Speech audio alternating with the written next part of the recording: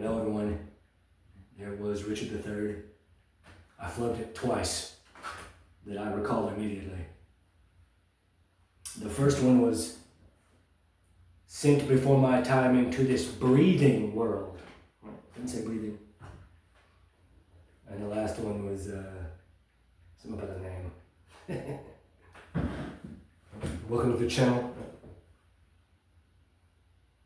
This channel exists to talk about the story of the movie Critic, right? What actually occurred with the movie Critic. Right? I'm the reason that Quentin canceled the movie Critic. And so we might go a little longer than usual. I think I'm going to use this video for promotion. Right? But the two positions of those. Right? I'm insane and he's evil. But that's right. These are the two positions. There's not three positions. There's only two. Right? So, typically, I've written a novelization of my experiences. Right? Typically, what I'll do is I'll introduce the channel. Right? I'll remind everyone why I'm here, why everyone's here. And then I'll do a reading from the novel, which I'm going to do. Right? And then I talk about the reading. Talk about the nature of reality. Talk about what it is that's occurring here. Right? So the novel's called Building a Coven. And I have so much that I could say about that. I'm not gonna go on and on about what Quentin Tarantino is into. Right? I can do that. It's no trouble. But we're going to talk about what's occurring, right? Psychic scientist, right? That's the idea, right? And so I thought I'd take this time setting out to discuss language.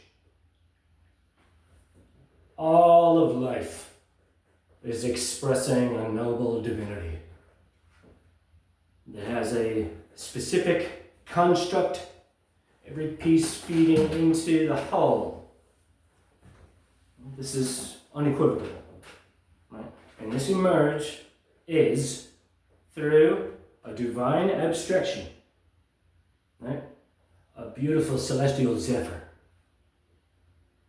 There's this line that lives perpetually, and it's called the horizon of your ignorance. Right? You can never circumvent it. There it is. This is what we call the lesser mysteries. Right? And so before we ascend, right? What occurs in that moment? Right? The divine consciousness in your mind's eye, in my mind's eye, Horatio, right, is seeking to express itself. Right? And so, inevitably, you end up at speech, right? Because man is designed according to the designer's will, right? So, after we've mastered the body, inevitably you end up at the mind. So, cruder man, fundamental man, was all psychic. Right? That they had nothing but their intuition instead of like a crude idea of the sun roaming the endless forest. Right? But inevitably they could, right? An elephant can blow its trunk, they can, whoa! It can make a sound. I hear sound. Right? And so inevitably that leads to speech, right? Codification. Right? Does it mean something? Does it not mean anything? Both are valid intellectually. Of course it means something. Right? There's a story from Prague in perhaps the 14th century. I learned it from Vincent Bridges, rest in peace, a sage, wise man. And he said that there was a golem. And the golem operated by, I don't know if you can see this, but they would write this letter, Aleph. Spell out. onto his forehead. And then he would be awake and they could like ask him to do things. I want to say order them, but maybe that's not right, I don't know. And then they would mark away the aleph, and he would go back to sleep. Right? This, like that story, right, is a perfect metaphor, right? It's a perfect fictionalization of what language is to man. Right? That language, that the mind is the conjurer of thunder. Right? And the first thing that we utter, right, the expression out through the mouth with the vocal cords, right? This is what I'm saying, right? That represents the highest levels of cognition, right? And so, right, the reason, right, to bring it into the channel now, right? The reason that you see, right, things written in Hebrew. No, I'm not fluent in Hebrew. I know that I should be writing things in Greek as well, right? The reason that you see, all the geometry, right? It's tapping into, right, language, right, is a plasmatic vortex of intention,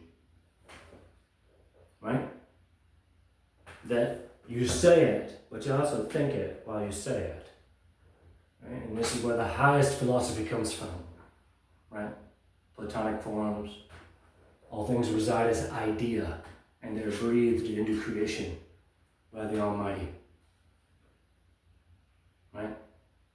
And so, right, the method in which that we express our vortex of intention, right, is the same way that God does.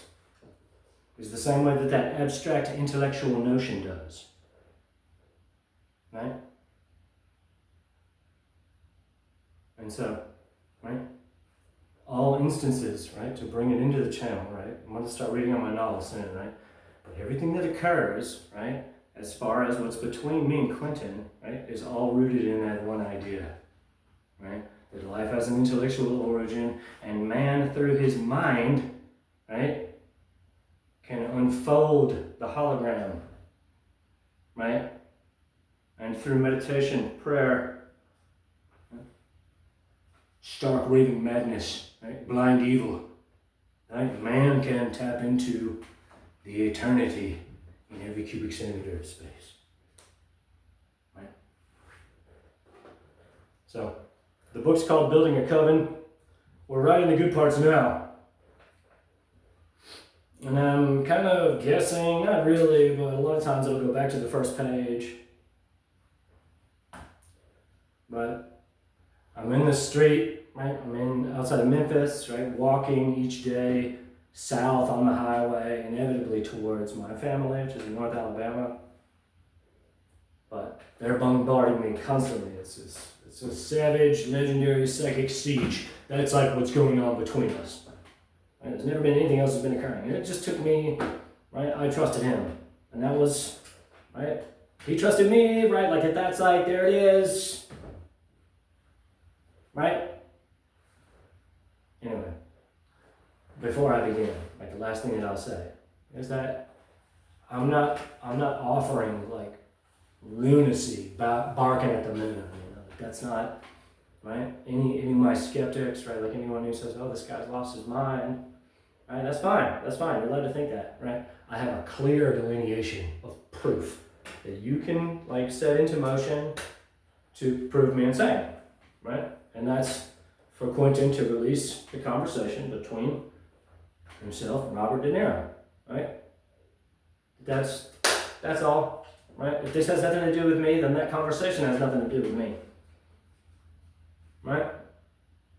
So, anyway, right? He's leading me to believe that his fake daughter Willow, his real daughter's a little girl, right? And this is all like it's a shallow conspiracy for him to say, "Look at my sweet little girl," right? Like he put all this psychic baggage on his little girl. I think that's something worth pointing out, 100%, right? Somewhere in one of those books of Moses, I want to say Genesis, but I'm not sure. He says it's 7 generations to absolve one sin, 8 generations to absolve one sin. Right? What happens if it involves someone who's young? What is that? Does that mean 14, or would it be 56? 4 times as many. Anyway. Building a coven. Right? He has 2 women in his life. Right? He led me to believe that multiple women were in love with me. Right?